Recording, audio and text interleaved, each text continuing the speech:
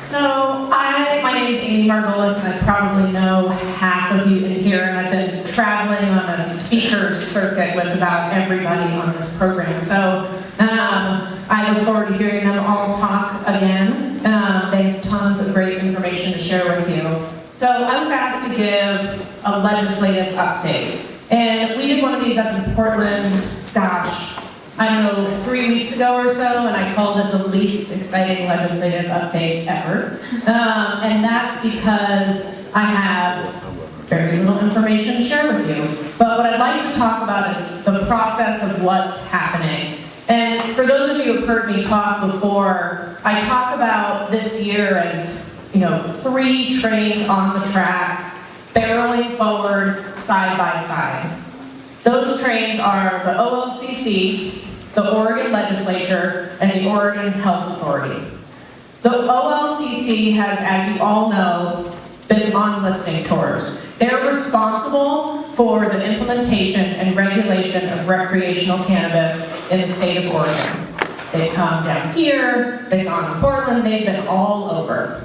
And they are, next week, going to announce a Rules Advisory Committee.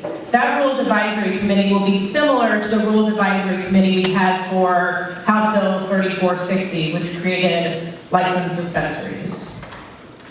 They have put out, and I should have brought it for everybody who doesn't have it, but you can get it off the OLCC website.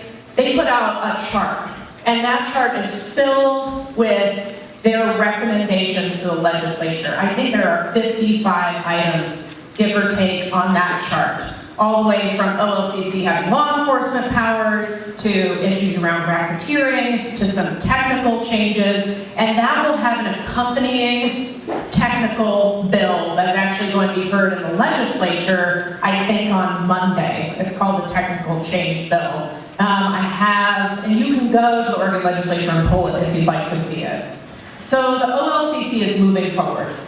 And at the same time the OLCC is moving forward, the Oregon Legislature is meeting. And I'm sure most of you know some of this information, so if you do, we'll kind of go a little deeper in a minute. So the Oregon Legislature has a joint committee, and that joint committee is hearing everything cannabis this session. To be perfectly honest, the committee appears to be at a relative standstill.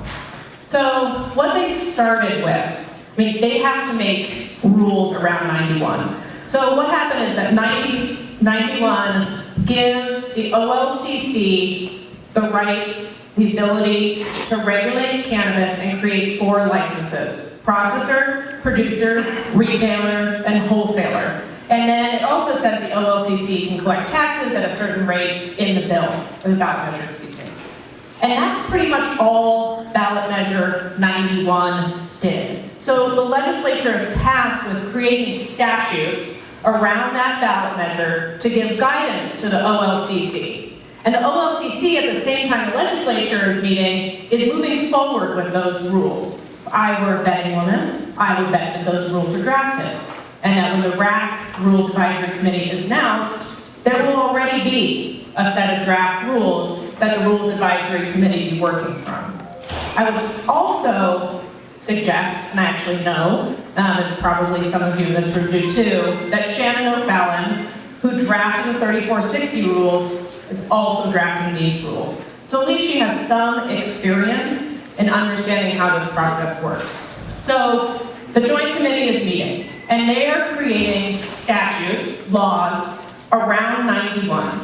They are also creating laws around medical cannabis. They are creating laws around DUIs. They are creating laws when you think of